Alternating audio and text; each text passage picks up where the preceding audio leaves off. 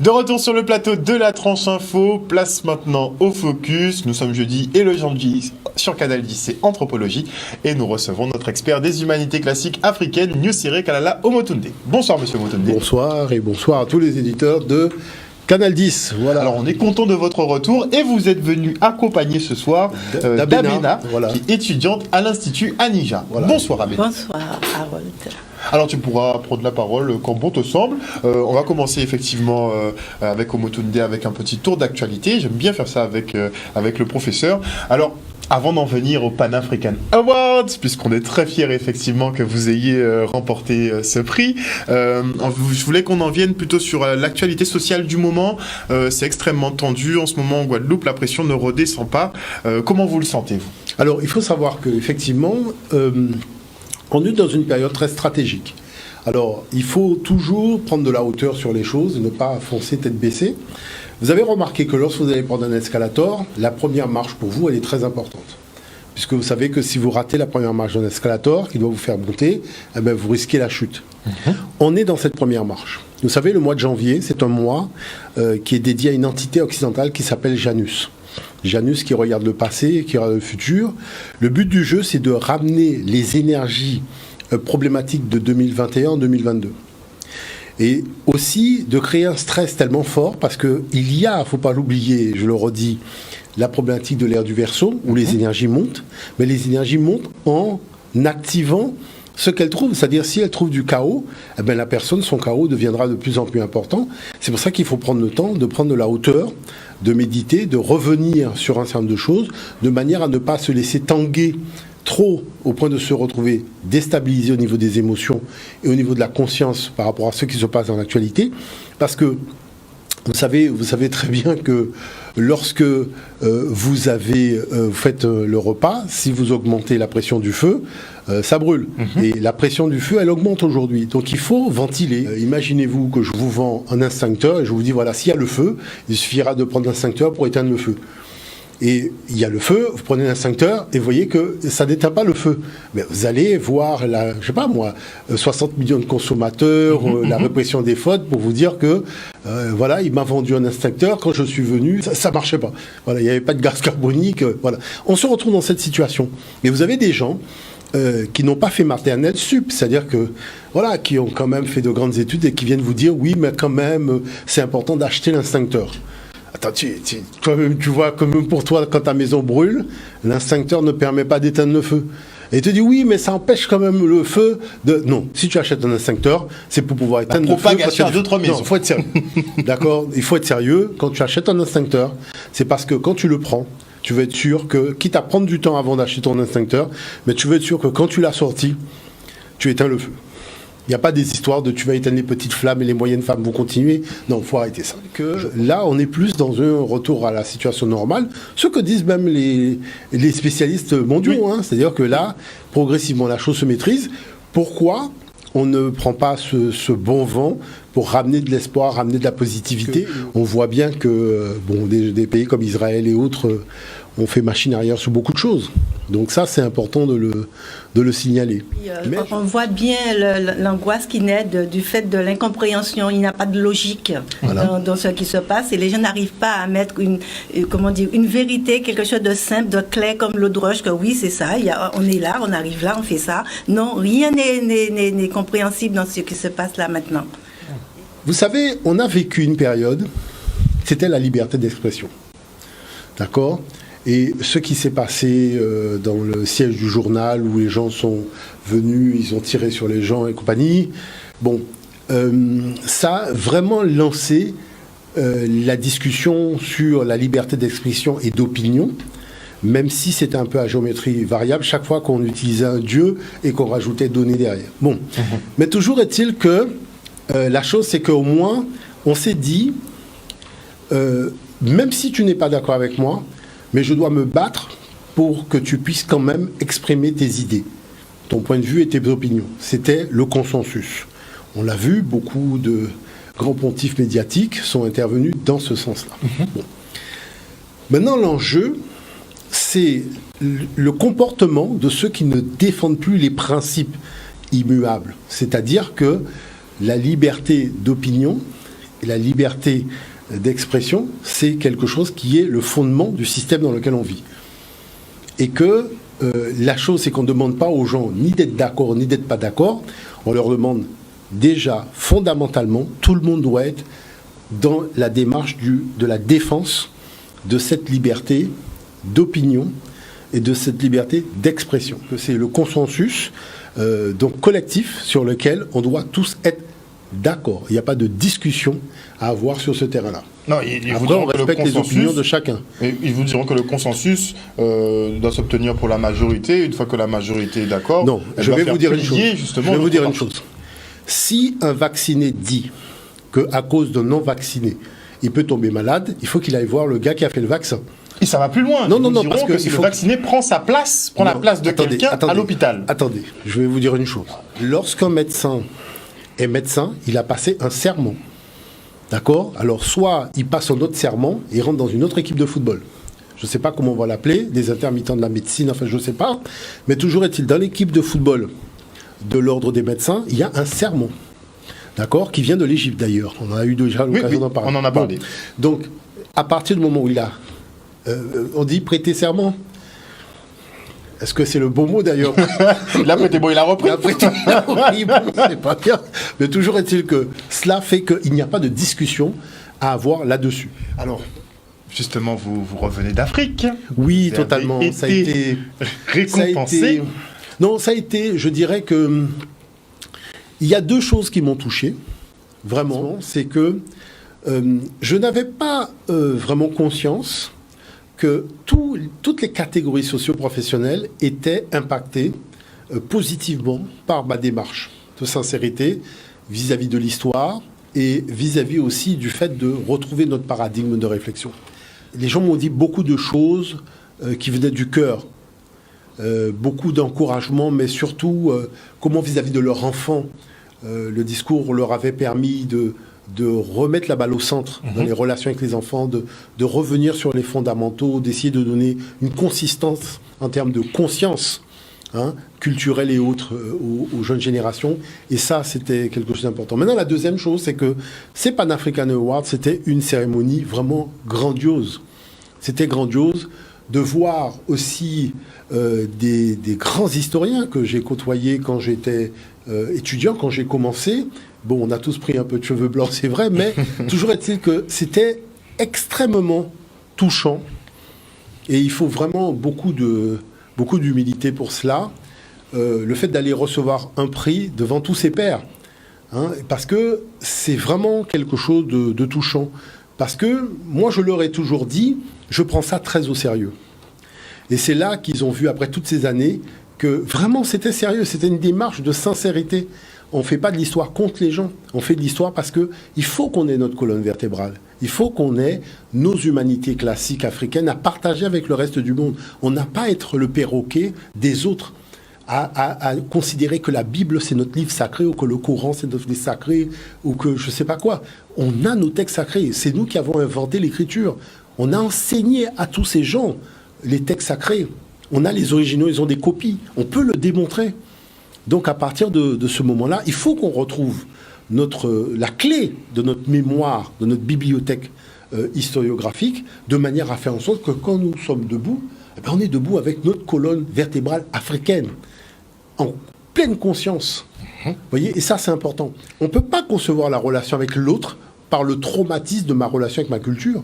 Parce que tout le monde noir, là, les histoires qu'on voit à la télévision, c'est ça. C'est-à-dire on veut vivre quelque chose, mais dans le traumatisme que l'autre a créé. Pourquoi je ne peux pas aller travailler avec ma chemise africaine alors que la personne prend sa chemise avec toutes ses couleurs, met sa chemise arlequin, elle va bosser avec sa chemise arlequin, et moi je viens avec ma chemise africaine, je ne peux pas. Mais c'est dans quel monde on vit ? On n'est pas dans le nazisme vestimentaire, non ? Les gens parlent de diversité, mais quand tu descends avec ton boubou, son bitabab. Alors si on parle de diversité ou on s'amuse ? Parce que la dame, et c'est pour ça que, aussi à ce niveau-là, je discute beaucoup avec les tailleurs, avec tout. Donc, de manière à faire en sorte que les habits, mais aujourd'hui, avec les défilés de mode, des créateurs, on a des tenues qui fracassent. Et donc, la conscience fait que maintenant, les femmes veulent aller travailler avec leur tenue africaine. veulent avoir ça. On ne peut pas vivre dans le monde, dans le traumatisme de l'autre. C'est pas notre traumatisme. Et ça, il faut apprendre à lutter contre ça déjà à son niveau, parce que il faut pas oublier une chose. C'est parce qu'on sera parvenu à nous respecter qu'on sera respecté. Et ça, il faut bien le comprendre. Très clairement. De retour sur le plateau du jeudi anthropologie, nous sommes toujours en présence de Nusere Kalala Omotunde, notre expert des humanités classiques africaines, qui est en compagnie d'Abena. Donc après notre petit débrief info, justement sur l'actualité, là on va en venir au cours du jour, professeur Omotunde. Oui, voilà. Alors je voulais simplement remercier ce monsieur qui, en regardant l'émission sur la Sedia Gestoria au Vatican, m'a dit, mais vous savez monsieur, j'ai assisté à cette cérémonie en Afrique, dans ma tradition au Cameroun, il n'y a pas si longtemps. Donc, je voudrais justement remontrer ce document et on terminera par les images que le monsieur m'a montrées. C'est très saisissant. Très bien. Vraiment. On part pour le premier document.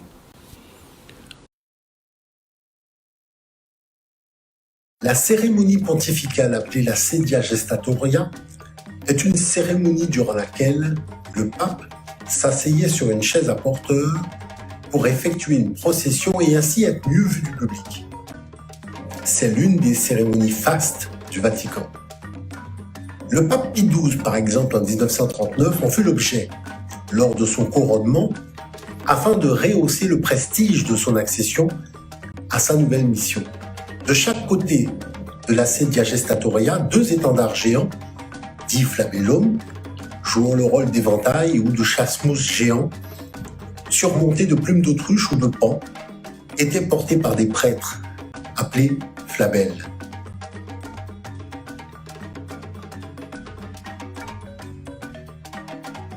Ici, on pourrait jouer au jeu des 7 erreurs. Le pape Pie XII est porté en procession par 12 hommes, probablement des prêtres, et est porté par 2 flabellum, de chaque côté, tout comme le pharaon Horeb-M, 3000 ans avant lui.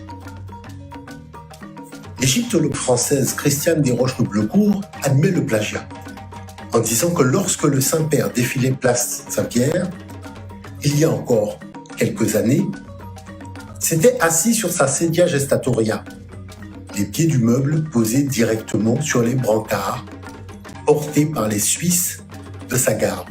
D'autres servants dressaient les mêmes éventails typiques, analogues à ceux des Égyptiens, ornés d'aériennes plumes d'autruche. La comparaison est saisissante. Cette procession vient d'Égypte, où elle portait encore le nom de Hebsed, soit la fête du jubilé royal. Ainsi, la racine Sedia aurait-elle alors un lien avec le terme pharaonique Sed? En réalité, la tradition vaticane de la Sedia Gestatoria n'est qu'une pâle copie de la tradition rituelle de l'Afrique noire de la période pharaonique, relative à l'intronisation du souverain sur le trône de Math. En avant de la procession, un prêtre se chargeait de purifier le trajet en répandant de l'encens afin de donner au rituel son caractère de sainteté. Tout ce cérémonial fut utilisé jusqu'au Concile Vatican II, mais se perpétue toujours de manière certes simplifiée dans les églises chrétiennes installées à travers le monde aujourd'hui, notamment lors des processions christiques dites Corpus Christi. Ne s'agit-il pas là encore d'un énième plagiat de la tradition africaine antique ?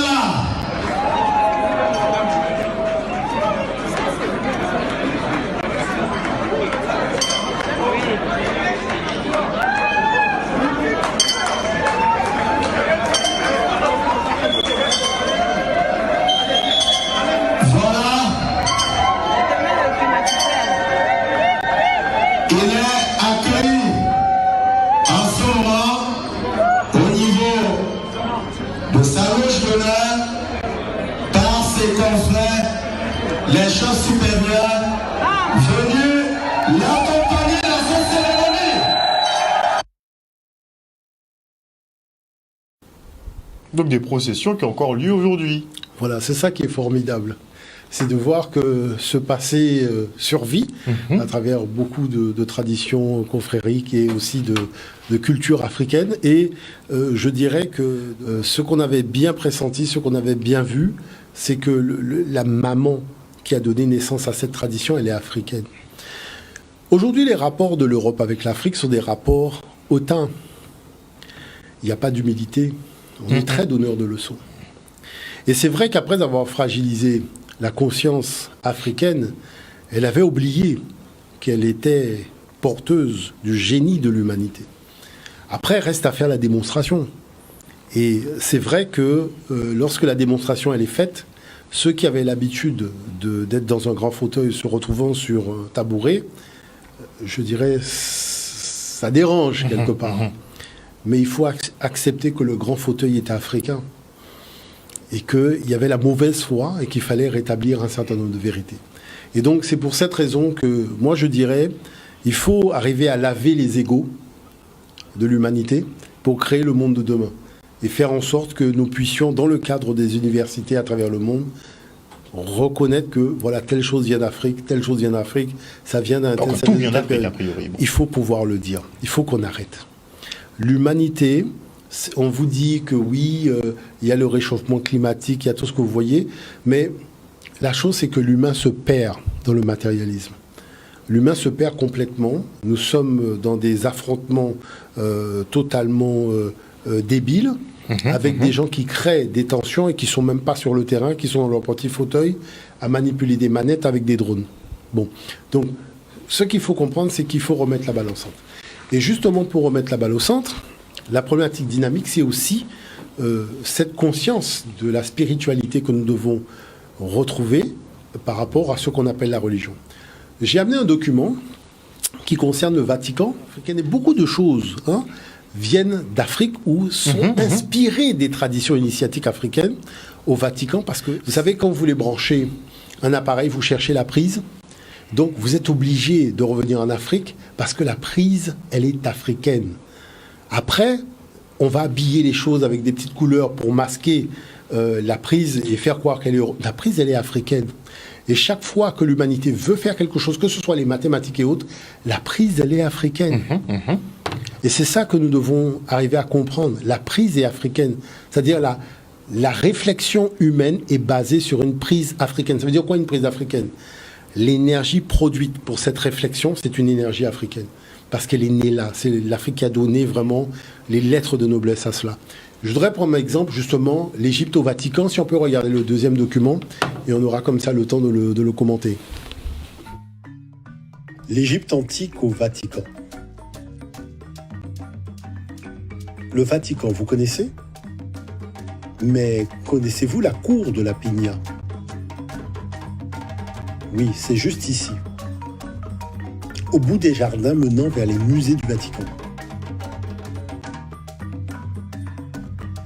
Derrière la cour de la Pigna, on découvre un musée de l'Égypte pharaonique.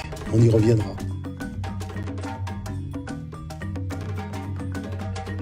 Au centre de la cour de la Pigna trône une énorme pomme de pin faite en bronze et haute de 4 mètres. C'est le symbole païen, dit-on, de l'arbre de la connaissance initiatique. Dressée à l'origine près du temple d'Isis dans la Rome antique, cette pomme de pin est maintenant au Vatican depuis le XVIIe siècle. Elle se réfère à la tradition initiatique du culte égyptien d'Osiris, repris dans la Grèce antique sous le nom de Dionysos, puis dans la Rome antique sous le nom de Bacchus, qui tous deux portaient un bâton surmonté d'une pomme de pin appelée thyrse. Le thyrse symbolise la glande pinéale, qui était activée lors des rituels gréco-romains.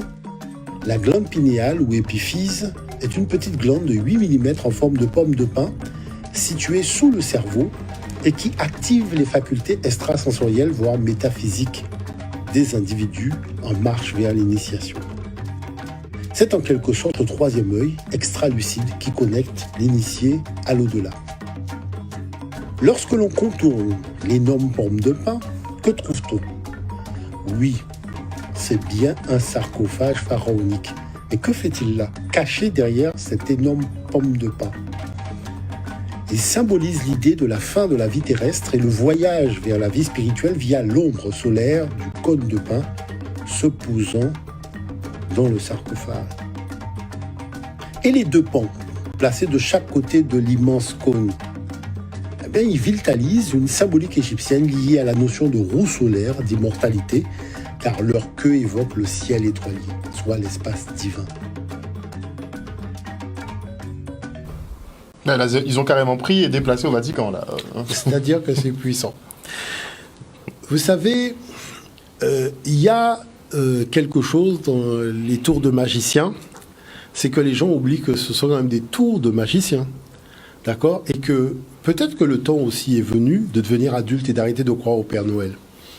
Parce que là, le moment de la grande réflexion est arrivé. Il faut fonder nos croyances, il faut fonder nos relations avec nous-mêmes. Parce que, comme dit la tradition africaine, le Fils de Dieu au Siré, il dit « Si tu n'es pas parvenu à être en paix avec l'univers, si tu n'es pas parvenu à être en paix avec toi-même, tu ne seras jamais en paix avec ton prochain. » Et justement, on est nourri de pensées qui créent des affrontements en interne. Et dans les relations et la façon d'être, on ne fait que manifester ce désordre et ce chaos intérieur. Pour cela, je pense que non seulement par rapport aux énergies, mais par rapport à notre actualité, par rapport aussi à notre ancestralité, nous devons solliciter l'intelligence de nos enfants et de nos jeunes. Et c'est ce que nous oublions de faire. C'est vraiment là que nous, autres adultes, nous devons aller chercher la vérité chez nos enfants et nos jeunes, parce qu'ils sont reliés directement avec justement cette intelligence ancestrale. Alors, pourquoi l'affaire de la glande pinéale, c'est important ? La glande pinéale, c'est important parce que la mélanine, elle active cette glande pinéale. Et que beaucoup de choses dans l'alimentation visent tout simplement à quadriller cette glande pinéale africaine, de manière à faire en sorte qu'elle ne soit plus aussi poussée qu'avant. Bon. Mais c'est une glande pinéale qui a fait des choses extraordinaires. Un jour, il y avait des gens en Afrique qui étaient réunis. Et il y a un gars qui a dit « J'aurais aimé qu'on bâtisse un monument en forme de triangle, mais en volume, avec 3 millions de blocs de pierre de 2 tonnes, et que ça soit un truc qui fasse au moins près de 150 mètres à 200 mètres de largeur, avec des fondations qu'il va falloir faire, puisque pour supporter un tel poids, une telle masse, il va falloir consolider les fondations du sous-sol. Mais je pense qu'on pourrait y arriver. Il n'y a pas une seule personne pour lui dire autour de cette table africaine « Mais tu divagues ou quoi ?» Les gens lui ont simplement dit « Et comment tu vois ce projet de construction? Comment tu le séquences par étapes ?» Et là, il a commencé à expliquer, bon, moi je vois, d'abord, il faut des tailleurs de pierre, il faut des systèmes de mécanique des masses, il faut un certain nombre de choses, et on y arrivera. Et ils ont pris du temps, et ils sont arrivés à aboutir, après avoir fait plusieurs essais, à la pyramide parfaite, donc la fameuse pyramide de Khufu, qu'on appelle pyramide de Khéops aujourd'hui. Qu'est-ce qui nous est arrivé? C'est-à-dire qu'aujourd'hui, nous avons cessé d'être africains par le fait de limiter notre potentialité à des choses extrêmement basiques, alors qu'avant, nous cherchions à laisser une trace positive dans l'histoire de l'humanité pour que les individus servent de modèle aux jeunes générations. Lorsqu'on parle d'Imhotep, lorsqu'on parle de Ramsès, mais on voit les choses qu'ils ont accomplies, à la reine Hatshepsut, tous ces gens, c'est impressionnant. Et combien de documentaires sont à travers le monde qui parlent de ces gens? Parce que cette pensée africaine avec cette glande pinéale de l'époque, elle ne connaissait pas la limite. Elle était sans limite. Elle posait les problématiques selon des séquences de méthodologie et elle aboutissait à un résultat parfait. J'aimerais que nous redevenions des Africains pour cela, parce que l'humanité a besoin d'humains comme ça. Alors on sent qu'il y avait la passion quand même. Oui, parce que c'est important. On est en train de faire dessus, ça. hein. On standardise les humains trop. Les programmes scolaires sont standardisés. On cultive pas des enfants. On veut des intelligences originales. On veut des relations avec l'humain doit avoir une relation saine déjà avec lui-même. Si en entrant dans lui-même, il ne voit pas l'immensité, beaucoup d'enfants ne voient plus l'immensité de ce qu'il y a en eux. Donc ça crée des conflits, ça crée des gamins qui vont voir les psys, ça crée un certain nombre de choses. Donc il faut aussi changer ça. Hein, c'est important. Merci beaucoup, professeur. Voilà, chers téléspectateurs, le jeudi anthropologie, c'est fini pour aujourd'hui, mais on revient la semaine prochaine avec notre expert des humanités classiques africaines. En attendant, prenez soin de vous et de vos proches. Moi, je vous fais des bisous, et comme dit le professeur, il faut rester positif.